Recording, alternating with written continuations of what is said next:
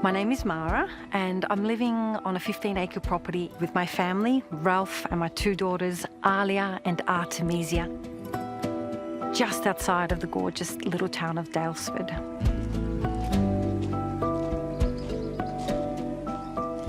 I came from Marche. It's a region of Italy on the east coast. My Italian background has shaped so much of my life here in Australia.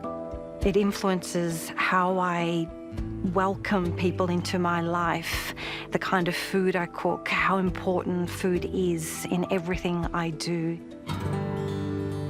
The property's called Orto, and it means kitchen garden in Italian. This is where most of my adventures happen. So I wanted to create a property that could bring people into it. So the cooking classes do that. I run a range of harvesting workshops and tours, which allow me to keep inviting people in. So I've built the main house and the accommodation cottage with straw using a method called light earth. It's essentially rammed earth, but with straw. The design of the house is informed by passive solar principles, which are really, really basic and underutilised. Ralph and I always wanted to build with straw, and we've always wanted to have a lush garden around that home.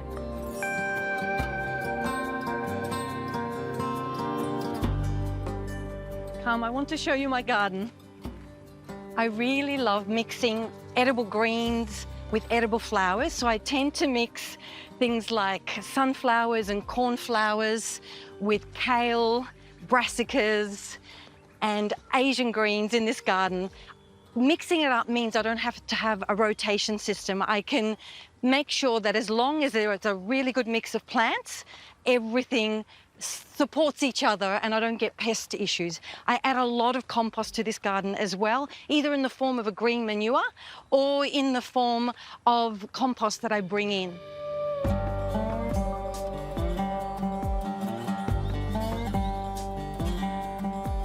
I really love this area. This is our berry orchard. I have raspberries, boysenberries, blackberries, and blueberries. I've got all the berries and currants at the very back, red, white, and black.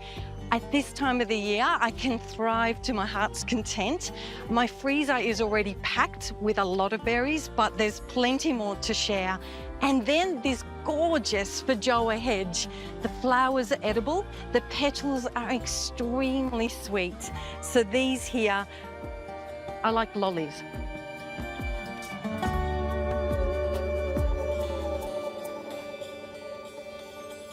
This is my asparagus crop, which I grew from seed in the greenhouse, transplanted. I now have 30 metres of it.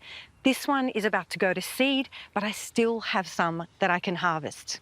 This area has been planted with sunflowers, peas, potatoes, and rye grain.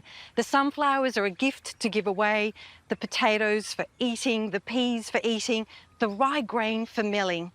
It's done in repetition, and also it's here to add organic material to the soil. This is our fruit orchard. We have nashi pears, plums, apricots, and cherries. Some of it is harvested and eaten as fresh fruit, but a lot of it is preserved so we can carry it right through the year and enjoy it right till the next season's fruit. Our cherry tree. And yes, there's cherries, and this is very exciting because this is only the second year that we've had a cherry harvest.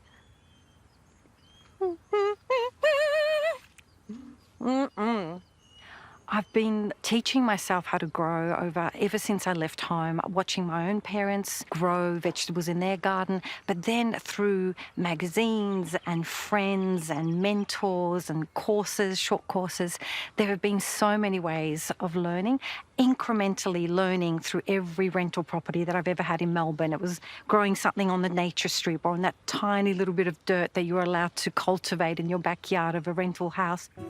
Owning our first home and finally going, yes, I can do everything here that I've ever wanted to do. And then coming here and being able to take it even further.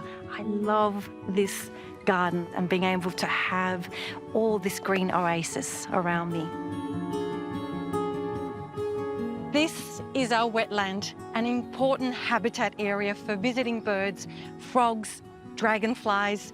The reeds create nesting areas for wildlife.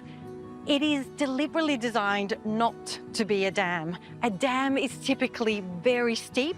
It's impossible to grow aquatic plants across that edge because there is no edge, while this one has a very shallow gradient, perfect for herbs and plants such as triglocan. It has this fantastic tall upright stem, also known as water ribbon. The tubers are edible, the seed is edible. A simple harvest.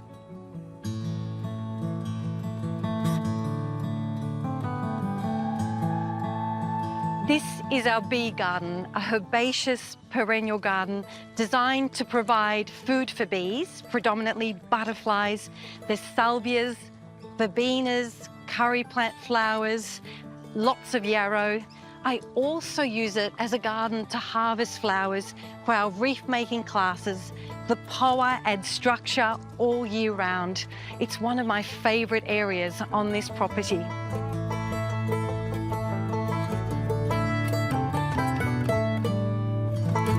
This is our cool room and it's a perfect place for storing food. I've got all my preserves in here. I've got vegetable stock and artichoke stock. I've got jams, boysenberry and mint jam, boysenberry compote, currants, beautiful homemade ferments and other pickles, homemade soap, artichokes and quinces, just a bit of everything. It's my favourite room and I think many people's favourite room, in fact. So proud of this garlic. Beautiful clothes, beautiful heads. We've been braiding them and presenting them in this way.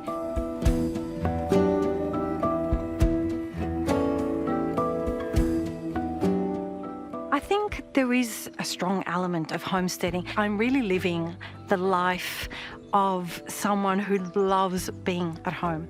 I feel so safe in this space. This is absolutely the dream come true. I remember my mum reading a short story about these children who had to always play on the pavement, on the concrete, and there was this beautiful garden next door, but it was a private garden that couldn't be accessed. Then one day they got access to the garden. It's interesting when you link back how maybe even that story sparked my love of gardens.